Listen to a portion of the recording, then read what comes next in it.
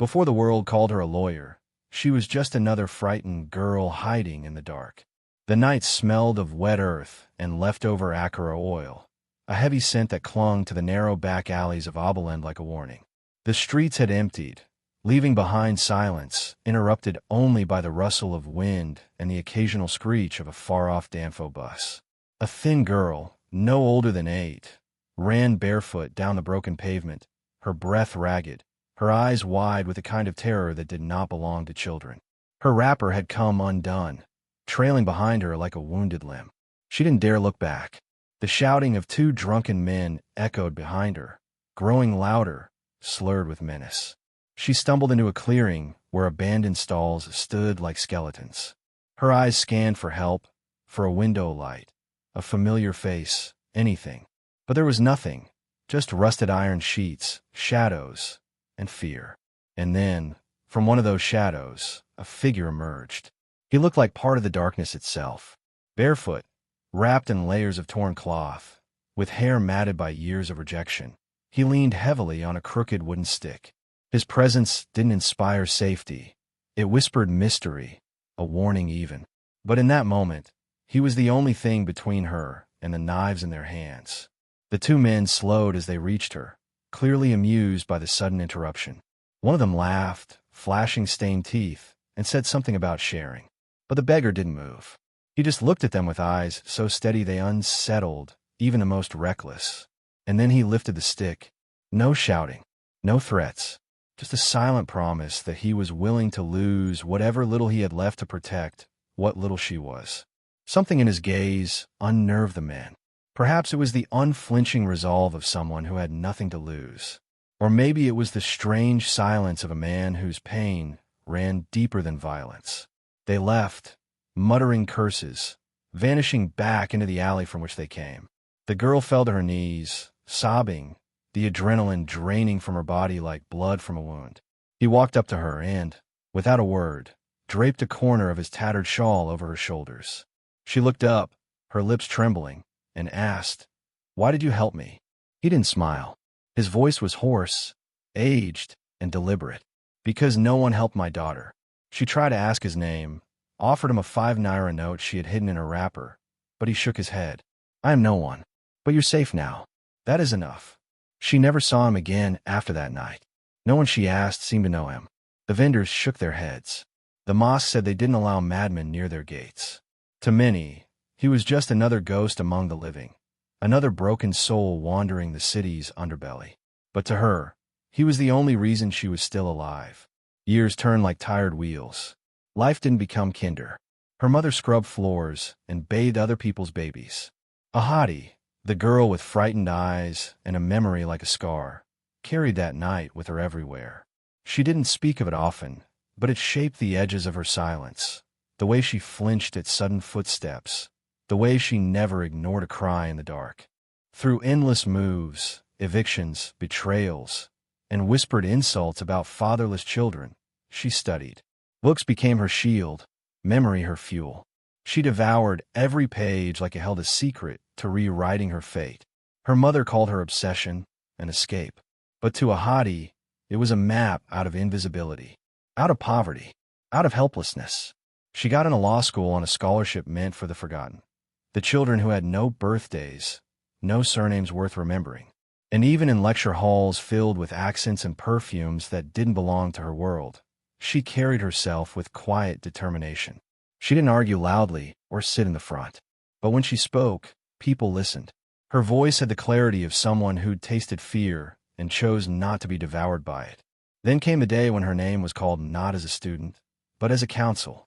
She stood in the grand courtroom, black robe hugging her shoulders, her braids pulled back, her shoes clicking against marble. A case had been assigned to her through the legal aid office, an old man charged with petty theft and resisting arrest. Nothing unusual, until she looked at him.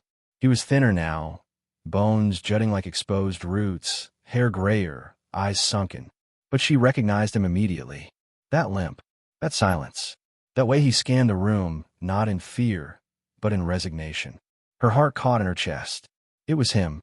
She had spent years looking for him, nights dreaming about that alley, wondering if he was real or a figment of her childhood desperation. But here he was, in chains, facing a judge who had already made up his mind. But the man in chains that day was the same beggar who once saved her life. Sometimes, the lowest point isn't the street. It's being seen as less than human in your own home. The estate was a place of gold gates, polished shoes, and laughter that never belonged to her. Ahadi lived in the servants' quarters, in a narrow room with one window and no ceiling fan. Her mother, Mama Lamy, had worked as a cleaner in that wealthy enclave for nearly 15 years.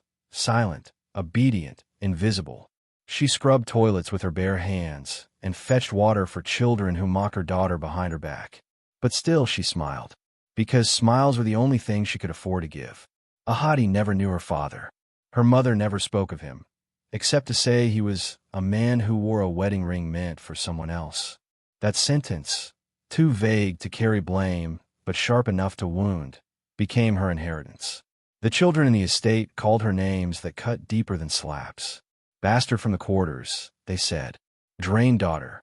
Despite everything, Ahadi found joy in moments. The hum of her mother's voice while sweeping. The way the water shimmered under the mango tree. The time she sat by the estate gate, scribbling words in a torn notebooks given to her by an old gatekeeper who pitted her thirst for school.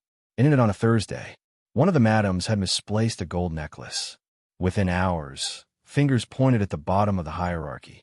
Mama Lamy was dragged into the compound's open courtyard, the sun burning above, the accusation sharp and public. They searched her room, tore apart her belongings, opened rice tins, shook her only pair of shoes. Nothing. Still, the decision had been made. Thieves don't need evidence.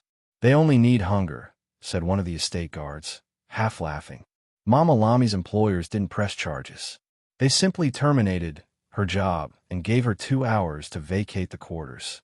Her hands shook as she folded the same uniforms she had once ironed with pride. Ahadi watched from the doorway, holding a plastic bag filled with pencils and biscuit wrappers, her only treasures. They went from gate to gate, looking for help. Not one opened. The woman whose children Mama Lamy used to bathe shut her curtains. The gardener who once stole glances and shared mangoes turned his back. Even the old gatekeeper who gave Ahadi notebooks simply said, I have children too. By nightfall, mother and daughter were sitting beside a dumpster in a part of town that reeked of wet trash and broken dreams. The rains came hard, without warning. Their clothes soaked, their skin cold, their dignity leaking into the mud. Ahadi couldn't stop crying, not because they had no roof, but because the world had turned its face so quickly. One wrong whisper and a lifetime of service became nothing. Mama Lamy tried to soothe her, cradling her close, humming the same song she once sang while washing rich people's plates. Her voice cracked with each note, not from the cold, but from the humiliation. At least we have each other, she whispered. But even that sounded like a question now.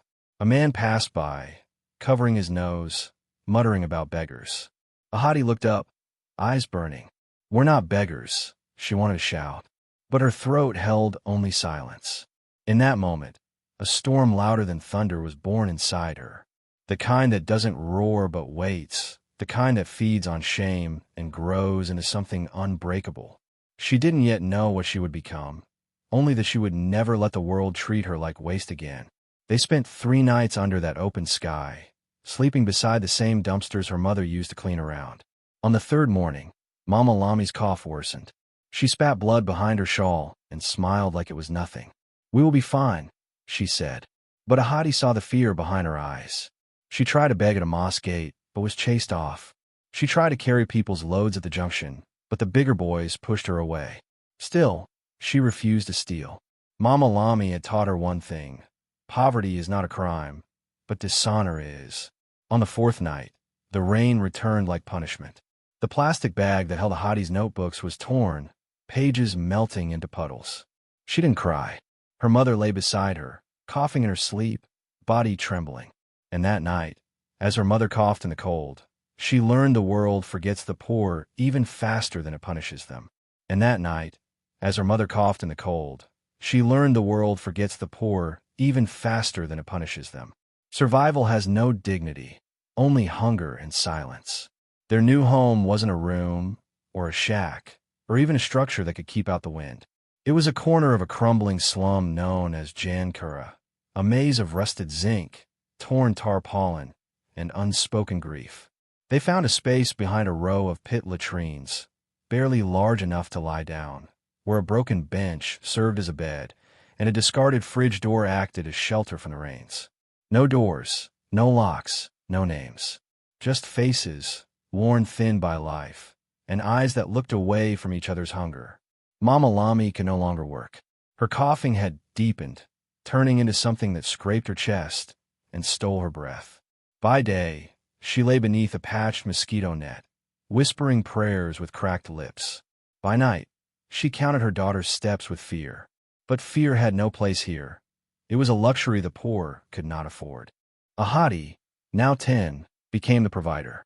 She woke before the sun, tied a faded wrapper across her chest, and set out with a tray of roasted groundnuts and sachets of water. She walked from one junction to the next, standing under the faded umbrella of a mechanic's shop, calling out to passers-by, her voice swallowed by car horns and diesel smoke. Her profits barely fed them, but she learned to smile when customers looked. She learned to bow her head when boys jeered, and she learned to hide her coins in a secret fold sewn into her skirt, because children with money became targets. Each day, she passed a familiar figure near the mosque wall. A beggar sat there, always on the same torn mat, legs folded awkwardly as if molded by old injury. His face was heavily bearded, partially hidden by a dusty scarf. He said nothing, begged from no one, and yet the world parted around him like he was invisible. But Ahadi noticed him, the way he watched everything, the way his eyes followed danger, not money. Something about his silence echoed her own. Weeks passed like warm pages. The city roared, the streets demanded, and Ahadi gave. Then one evening, the sky turned dark early, storm clouds crawling over the sun. She had lingered too long at the junction, hoping to sell the last of her water. A group of drunk men emerged from a nearby beer parlor, loud and staggering, their eyes locking onto her like prey. She turned to walk quickly. They followed. Her heartbeat drowned out the traffic. One man called out, asking how much for her groundnuts. Another asked how much for her smile. She ran, her tray clutched to her chest, feet slapping against wet concrete. They laughed, chasing. The alley she ducked into was too narrow, a dead end. She pressed herself against the wall, breathing in gasps, tears mixing with the rain. Then, just as the first man reached for her, a hand pulled her sharply into a side gap between two zinc walls. The world blurred. She expected pain, assault, the worst. But instead, silence. And then, the familiar scent of dust, kerosene, and something old. It was him, the beggar. She didn't scream. She couldn't.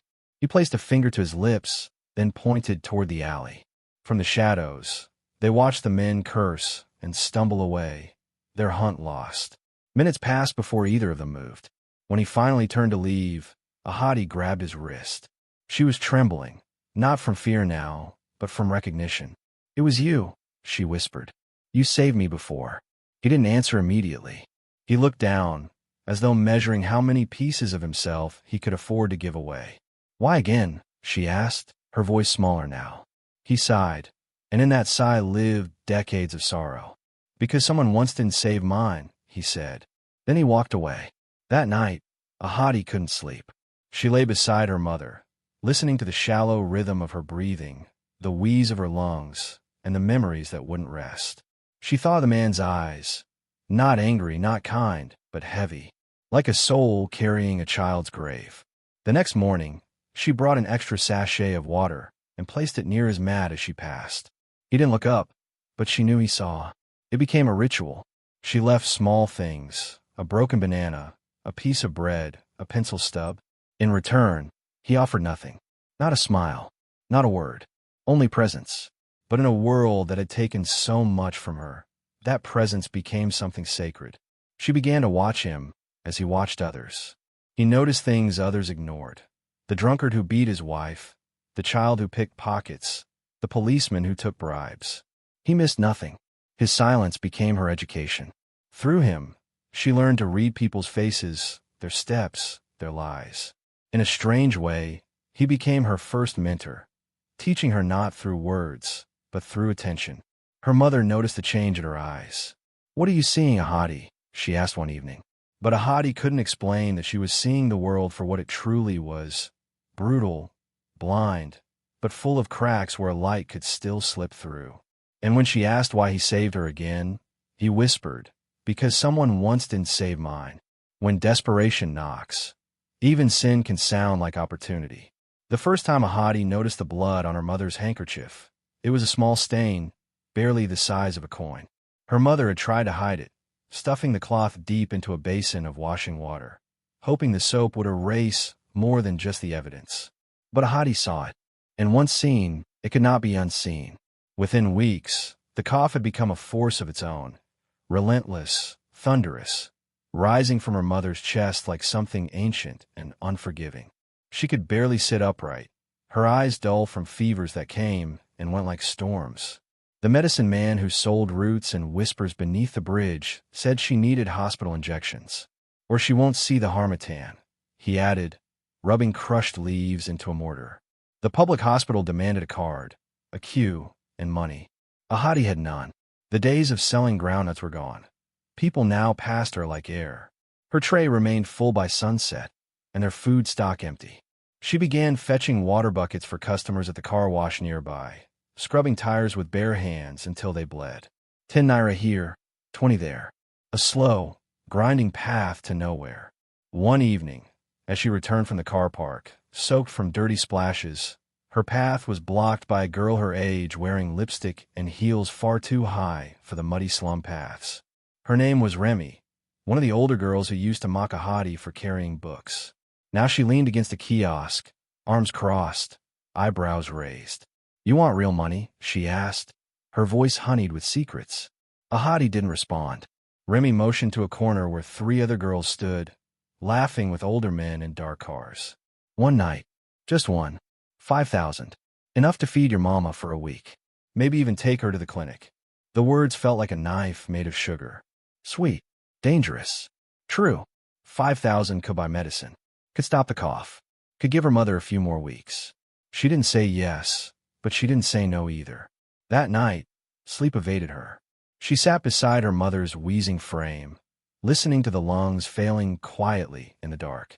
Her hands trembled. Her soul argued with itself. Morality was a luxury the hungry could not afford, and dignity didn't pay for syringes. Before dawn, she walked to the mosque wall. The beggar was there, as always, carving something into the dirt with a twig. She stood before him, silent. He looked up, sensing something broken in her. She didn't need to explain. "They said I can earn enough in one night," she began. "Enough to help her. Maybe save her." He listened without interrupting. Then he said the simplest thing: "Not every coin buys food. Some buy your soul." She closed her eyes. Her heart cracked like brittle glass. The hunger had made her forget herself. And now, this man with nothing but a maddened silence had reminded her of her worth. The next day, she returned to the car park, this time with 2 empty buckets and a new resolve. She scrubbed twice as many cars, ignored the taunts, refused the lingering stares. She washed and fetched until her back screamed and her palms blistered. She counted every coin, every naira, as though they were grains of dignity retrieved from a collapsing world. But time had its own cruelty. Her mother was not waiting for a full purse. That evening, while returning with a packet of pain relievers, Ahadi heard her name being shouted from across the slum. She ran, her heart sinking with every step. At their corner, people were gathered, huddled like crows around something fragile. Mama Lamy lay on the ground, her shawl soaked not with rain this time, but sweat. Her eyes rolled back. A neighbor said she had been coughing blood since afternoon. No one took her to the clinic. No one had the money. Ahadi fell to her knees, gathering her mother in her arms. Her own shirt soaked in her mother's illness. She cried for help, for a car, for anything. But the street was silent, watching, judging, distant. As she held her mother's convulsing body, the only thing she could think of was the offer she had rejected. The 5,000, the chance, the choice. But as her mother collapsed in her arms, she wondered if morality could buy medicine. Hope sometimes enters wearing a stethoscope and old shoes. The clinic smelled of antiseptic and exhausted breath, a small government building lost in the chaos of a city that forgot how to care. Children cried softly in corners. Mothers whispered prayers over trembling bodies. And in the far end of the waiting hall, on a cold wooden bench, a hottie sat with her mother, who had been coughing blood into a plastic bag for hours. No one had called her name. The nurse at the front desk barely looked up. The slum dwellers knew the rules. Speak when spoken to, wait until forgotten, then come back tomorrow. But that day, a new doctor had been posted to the clinic. Tall, with tired eyes and a stained white coat, he moved through the hallway like someone carrying both urgency and regret. He stopped when he saw a hottie reading a crumpled newspaper out loud to her mother, her voice slow but steady, sounding out words like they were currency. He paused, then asked her to read a sentence again. She did, flawlessly. He crouched beside her, looked her straight in the eyes, and said, "Where did you learn to read like that?" A hottie blinked, unsure if it was a trick. "Old books, posters, signboards, anywhere. Do you go to school?" She shook her head. He turned to the nurse and demanded her mother's file. That night, Mama Lamy was admitted. Bear cot, for drip, basic antibiotics. Nothing fancy, but it was the first time anyone in a white coat had touched her without disgust. The doctor's name was Fullerin, and from that day, he began bringing old textbooks from his car trunk, some torn, some missing pages, all treasures. "You have a mind like dry ground," he told a hottie once. "It will swallow anything you pour into it." He gave her a list of scholarship programs for out-of-school children. One of them, run by an international foundation, promised not just school fees but uniforms, meals, and mentorship. But applications closed in 2 weeks. She borrowed a biro from a stall owner and began filling forms by copying letters from the posters and her doctor's samples. She wrote her essay with more heart than grammar, her truth bleeding between lines: poverty, survival, and the hunger to learn. At night, she read under the lone functioning streetlight near the old mosque wall. Mosquitoes feasted on her legs. Boys mocked her as professor of nothing. But she kept reading. Her mother, still weak but sitting up now, would smile and say, "My daughter is chasing stars with her bare feet." One evening, as a hottie bent over an old biology book donated by Dr. Fullerin, the beggar approached her quietly. He sat beside her, uninvited but not unwelcome. From under his ragged robe, he pulled a small, battered dictionary, its spine broken, pages yellow, some missing entirely. "This was mine," he said, "a long time ago, before the world turned its back. Learn every word. It might save you one day." He handed it to her, like an offering. She accepted it like a vow. The scholarship interview required a guardian signature and decent clothing. A hottie had neither. The women in the slum gossiped, but didn't help. Some mocked her efforts. One said, "Your people don't wear uniforms. They clean them." She went to the clinic to find Dr. Fullerin, but he had traveled for emergency training. Her mother, still weak and undocumented, could not sign anything. The deadline was 2 days away. She returned home that night, her hope flickering like the candle stub she read by. Her eyes burned from fatigue. Her hands trembled as she folded the forms. And then a knock came, soft, deliberate. At the edge of their shack stood the beggar, holding an old pen in one hand, a borrowed shirt in the other. And so, for the third time, the beggar stepped forward, not as a savior, but as her guardian. The first step out of poverty isn't a job, it's being seen. They called her name last, almost as an afterthought. The room where the scholarship finalists waited smelled of chalk and old sweat. But when her name echoed off the pale concrete walls, a hottie felt the entire world shift beneath her. The interviewer looked her up and down, barefoot, shirt too large, hope worn thin. Still, he nodded. She was given an acceptance letter, a voucher for a bus ride, and a uniform 2 sizes too big. That was how she entered the gates of the charity-run boarding school that catered to children who had nothing but a spark. The building wasn't glamorous. The dorms smelled of iron bunk beds and shared dreams. But to a hottie, it was everything she had never dared to hope for. Her mother wept silently when she left, placing her cracked hand on a hottie's chest and whispering, "Do not let this world tell you who you are."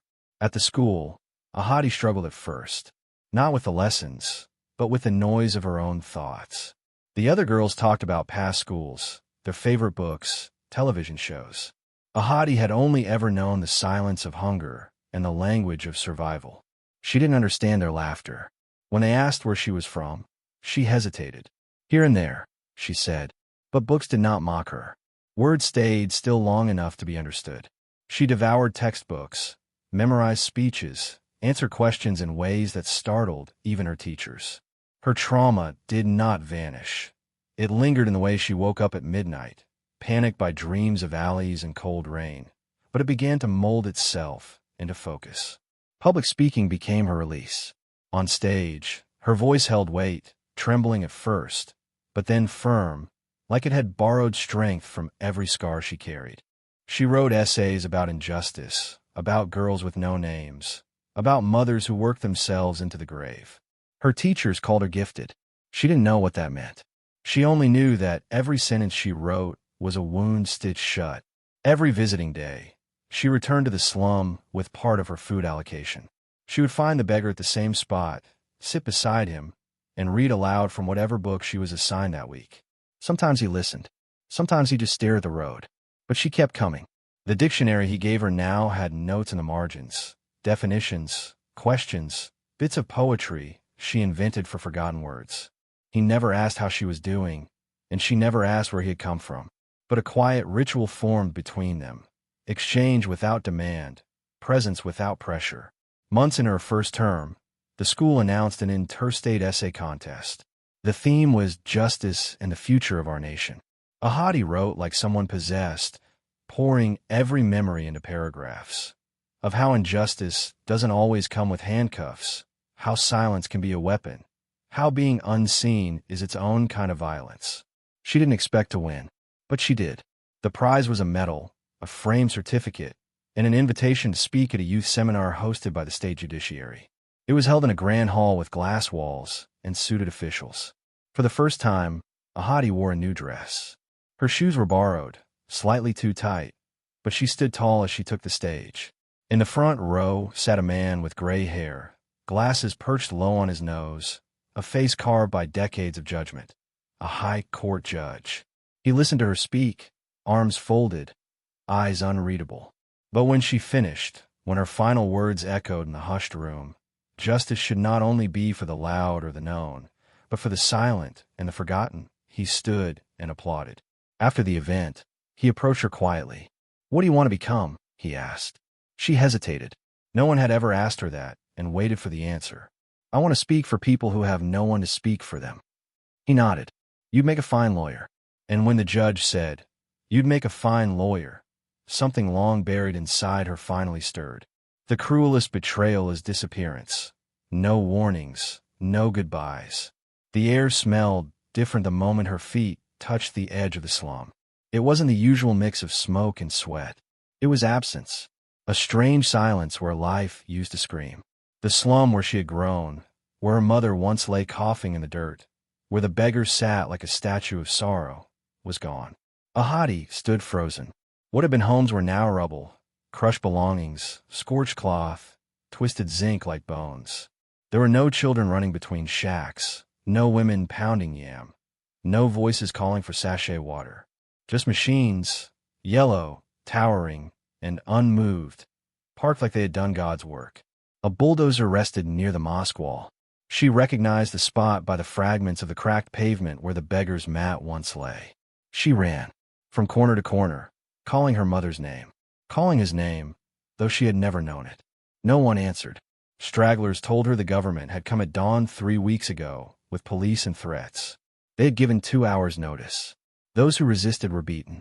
Many disappeared into detention. Others scattered, like leaves in a storm. No one had seen her mother. No one remembered the beggar. Ahadi went to the local police station and tried to file a missing person report.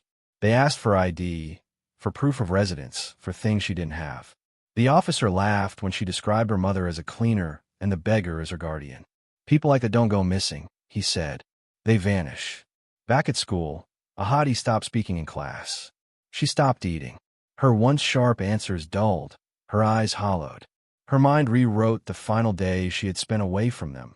Guilt gnawed like rats in the quiet hours. What if her mother had called for her? What if he tried to find her? What if they had needed her and she was here, learning about justice while her world was being erased. She began missing assignments. Her grades slipped. Her teachers noticed but said nothing, assuming the fall was just the natural end to a charity case's luck. Then came the accusation. A classmate, jealous of Ahadi's earlier praise, claimed she had copied answers during an in-class test. A whisper turned into a rumor, and the rumor into a disciplinary hearing.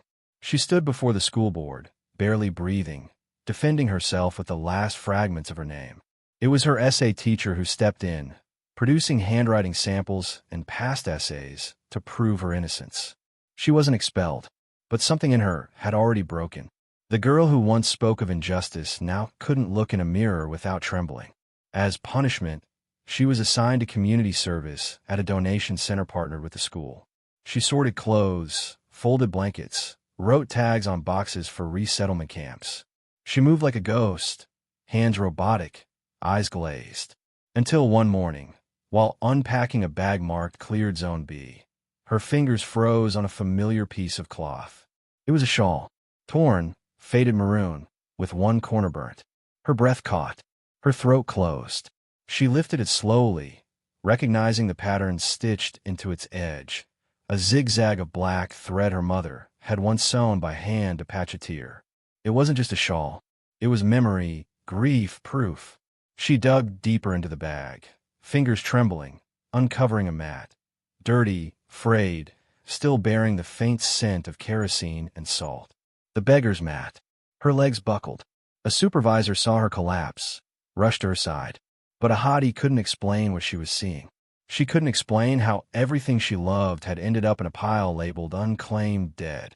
Then, while helping a donation center, she sees it, his old torn shawl, in a pile marked unclaimed dead. Even a rising star can fall into darkness when the past offers no closure. Ahadi sat in the back row of her criminal law class, surrounded by voices that felt like echoes of a world she no longer belonged to.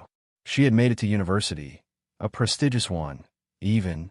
Her scholarship bore the logo of a firm whose founders had never set foot in a slum. But the weight of arrival did not bring peace. If anything, it pressed heavier. She barely spoke in lectures now. Her notebooks remained half-filled. The lines she once used to sharpen her future had gone blunt. At night, the dormitory girls discussed internships and courtroom dreams. She stared at the ceiling, counting holes, tracing shadows. She hadn't told anyone about what she saw at the donation center. She couldn't. There were no graves, no names, just a shawl and a mat, and the silence of the forgotten. The academic calendar marched on, unbothered by grief. She failed her midterm exam in constitutional law. The result was pinned to the notice board, her name in red beside a mark that felt like an insult. As she stood there, paralyzed, a voice behind her spoke with the indifference of someone who had never known need. Some slum stories don't get happy endings.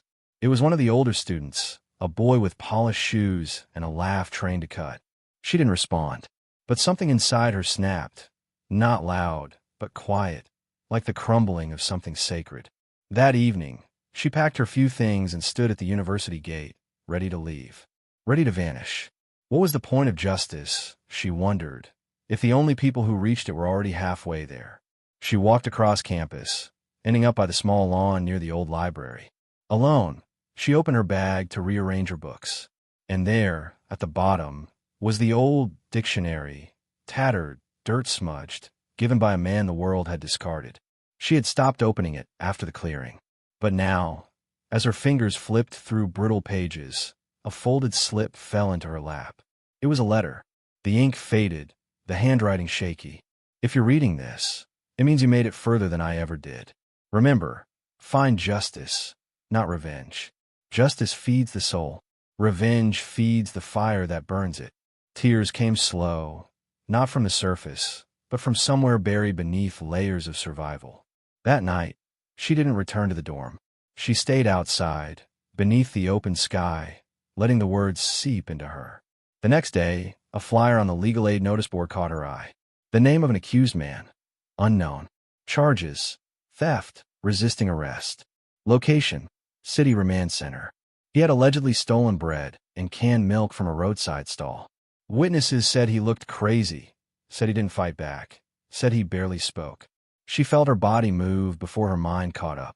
Hours later, she walked into the aid center and asked to see the file. A clerk handed it over, uninterested. She opened it. The mugshot was grainy, but the eyes knew her, haunted her, watched over her once. Her knees gave way. The world spun. She pressed the folder to her chest like it could stop her heart from breaking. When she steps into the legal aid center and sees the accused, her knees buckle. It's him. Time had stolen his strength, but not his soul. When Ahadi first saw him in person again, not through a grainy mugshot but behind the iron bars of a holding cell, the world narrowed into a heartbeat. He sat slumped on a wooden bench, wrists thin, hair now almost fully white, beard matted with the dust of neglect. His eyes, however, still carried that same guarded awareness, a quiet understanding of danger, loss, and dignity. It was him, her protector, her silent guardian. But the years had not been kind.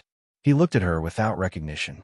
His gaze passed over her black law coat, her trembling hands clutching the case file, and settled somewhere, just beside her face. She called his name, or what she had come to know him as.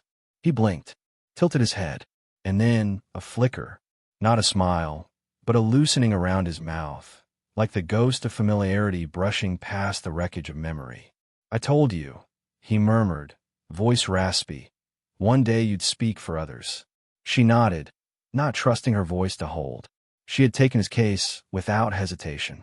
The file labeled him a vagrant with multiple priors, accused of stealing bread and milk from a corner store owned by a respected man. But something about the report didn't sit right. The statements were too clean, the witnesses too uniform, and nowhere in the file was mention of the bruises on the beggar's back, the swollen eye he arrived with, or the slurred speech that suggested more than just old age. Ahadi visited the area of the arrest, speaking with stall vendors and street kids who recognized the store. Whispers emerged. Children too quiet. A back room with a locked door. A boy who disappeared last month. A girl who stopped selling water after crying for days. The shop owner, Mr. Tade, had a reputation for generosity to police officers and silence from the neighborhood. Fear, she realized, was being sold cheaper than candy. The theft was staged. Her client had interrupted something. Maybe not on purpose. Maybe just by being there. But he had seen what he shouldn't have. And for that, he was made the villain.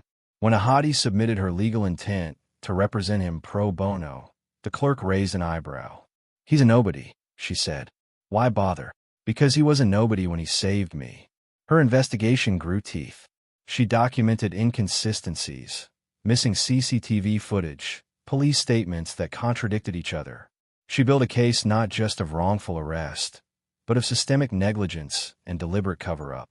Every page, she wrote, was an act of vengeance turned justice. Not for her, but for every voice that had been silenced with poverty. Then came the trial assignment.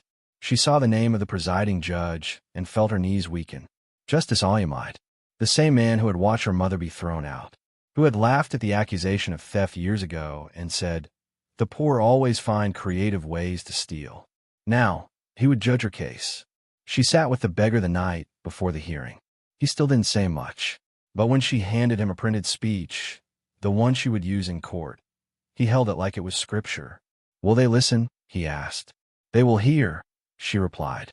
"Whether they listen or not is not in my hands." The courtroom smelled of varnish and air conditioning. Her robe was pressed. Her hands didn't shake. She stood behind the defense table, watched the crowd shuffle, and then turned as the judge entered. He looked older, but not softer. His eyes scanned the room with the same practiced detachment. When he saw her, he paused, squinted, and as she stood to speak in court, the judge raised an eyebrow and said, "You again." This time, she wouldn't be the girl begging for mercy. She would be the voice of the forgotten. The courtroom had never been quieter. The judge, jurors, lawyers, and spectators all watched her as she stepped forward. Ahadi, dressed in a black robe too large for her frame, but fitted perfectly for her fire, stood not as a student nor an intern, but as a defense counsel with a purpose larger than any title. She looked at the judge who once laughed at her mother's name, and at the prosecution who assumed she was just another charity case swinging at shadows. Her opening argument didn't begin with law. It began with memory. She told the story of a girl once saved by a man the world dismissed. She spoke not of principles, but of people. Not of articles, but of agony. She detailed the framing, the silence of witnesses, the erasure of pain by power. Her voice rose not in volume, but in weight, trembling not from nerves, but from truth. She presented CCTV footage mysteriously cut just before the incident, statements altered between initial police notes and formal transcripts, testimonies from nearby vendors who claimed they were warned not to get involved. She exposed not just the store owner's cruelty, but a network of indifference that allowed children to vanish in justice, to rot behind donations and smiles. Journalists were present.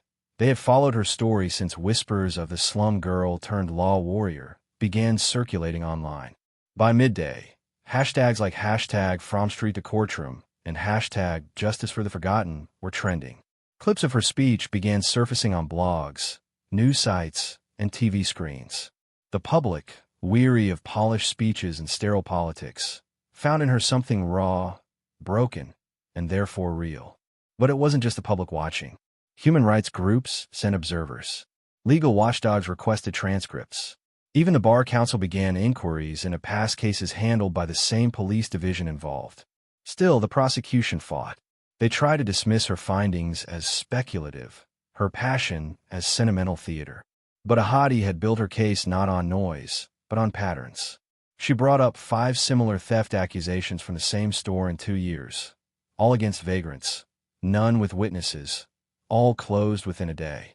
When she cross-examined the shop owner, she asked just one question. "Do you know what happened to the girl who used to sell sachet water outside your door?" He paused, then lied, said he didn't recall. She presented a photograph. The girl, bruised, taken from hospital records a year ago, admitted under trauma, linked to his property. The gallery murmured. The judge banged his gavel. "What is the relevance of this?" The prosecution demanded. "The relevance," Ahadi replied, "is that my client was arrested not because he stole, but because he saw. And this court is about to decide if seeing injustice makes you guilty." The silence that followed was the loudest sound of the day. As the judge reviewed closing arguments, even his voice faltered. His hands trembled slightly as he lifted his reading glasses. He looked at Ahadi like someone seeing her for the first time, not as a girl, not as a shadow, but as a force. And as the verdict loomed, even the judge hesitated, his hands trembling on the bench. Sometimes justice arrives not with thunder, but with silence and tears. The gavel dropped like a whisper. The courtroom held its breath as the judge, voice barely audible, read the final line. "All charges against the defendant are hereby dropped." No explosion of applause. No dramatic music. Just a pause, long, weighted, sacred.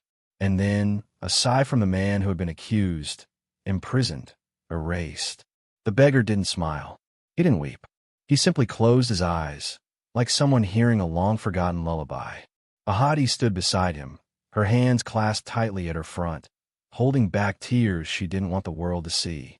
The shopkeeper, now pale and perspiring, was immediately escorted out by plainclothes officers. One camera captured his handcuffed wrists, another the flash of a file stamped, "Abuse Inquiry Opened." Justice, it seemed, was not just handed out that day. It was demanded, claimed, reclaimed. The judge looked at Ahadi once more before stepping down from the bench. No speech, no smile, only a nod, a quiet concession that the scales had finally tilted.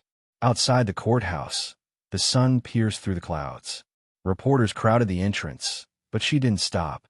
She held the beggar's elbow gently, guiding him past the crowd, ignoring the microphones shoved toward her face. She didn't need to speak. Her silence, like his, had become its own kind of language. Weeks later, the media still echoed with her story. Invitations poured in. Law firms, NGOs, TV hosts, politicians, they all wanted to speak to the girl who defended a beggar and exposed a system. But Ahadi chose a different stage. She gathered her savings, pulled favors, called every ally she had earned along the way, and launched a foundation in her mother's name, the Lamy Trust. Its mission was simple: to find street children before the streets swallowed them, to educate, to feed, to see them, because she knew what it meant to go unseen. At the foundation's soft launch, she gave no speech. Instead, she placed a single item at the center of the hall, the torn dictionary the beggar once gave her. A plaque beneath it read, "Every word saved me." As people filed in, a man approached her. Weathered, quiet, holding something wrapped in brown cloth. "You're Alami's daughter?" he asked. She nodded. He unwrapped the cloth, her mother's shawl, still intact, still carrying the faint scent of clothes and sunlight. "She died in my care," he said. "She asked me to find you if I ever heard your name on the radio. She always knew you'd rise." Ahadi held the shawl to her chest like a lost piece of her own skin. She wanted to ask more, but the man had already stepped back into the crowd, vanishing like a messenger sent only for delivery. That night, as the Foundation's event came to a close, Ahadi searched for the beggar. He had come, sat at the back, nodded once. She saw him only in passing, exchanging a look that said all that needed to be said. But when the cameras flashed and the final speeches rang out, he was gone. And that evening, as cameras flashed and crowds cheered, the beggar slipped away, unseen again. She had become what the world never imagined, a daughter of the streets, a defender of the voiceless. Long after the courtroom lights dimmed and the applause faded into memory, Ahadi stood alone in her office, a small, quiet room inside the Lamy Trust. The Foundation had grown fast, faster than she expected, but today, she was not thinking of plans or policies. She was holding a letter, folded, thin, and yellowed with time. A final word from a man who never signed his name that IT had arrived in a plain envelope, slipped under her door without witness. Her fingers trembled as she unfolded it, eyes scanning the shaky lines. "I was never meant to be remembered. Men like me are built to disappear. But when you looked at me, you didn't see a beggar. You saw a man. You gave me back my dignity. That was all I ever needed." Tears blurred the rest. She sat quietly for a long time, the weight of those words settling into the deepest parts of her. She thought of how close she had come to forgetting him, to moving on like the world insisted. But he had returned, not in flesh, but in spirit, through every child who now had a blanket, a book, a name. That evening, she walked through the same alley where the story began. It no longer smelled of rot and rust. The walls had been repainted. A street light now stood at the bend, casting golden halos on the ground. The shadows were still there, but softer now. As she walked past the old market stalls, she saw a group of girls sitting on the curb, giggling, sharing puff-puff from a torn paper bag. One of them looked up, wide-eyed. Ahadi nodded gently and kept walking. She didn't need to say anything. In their laughter, she heard echoes of her past and the quiet possibility of a better future. At the end of the alley, she stopped, closed her eyes, breathed. One act of kindness may outlive the one who gave it. Her mother's shawl was wrapped around her shoulders. The dictionary rested on her office shelf, untouched now, not because it was forgotten, but because it had fulfilled its purpose. Justice had not erased the pain. It had transformed it, like light through cracked glass. She raised her phone, opened the Foundation's blog, and typed, "Who protected you when you were weak? Maybe it's time you found them. Maybe it's time you became them for someone else." She paused, then added one last line. "Because not all heroes wear robes. Some vanish before we get the chance to say thank you." Was there ever someone who stepped into your darkness and asked for nothing in return?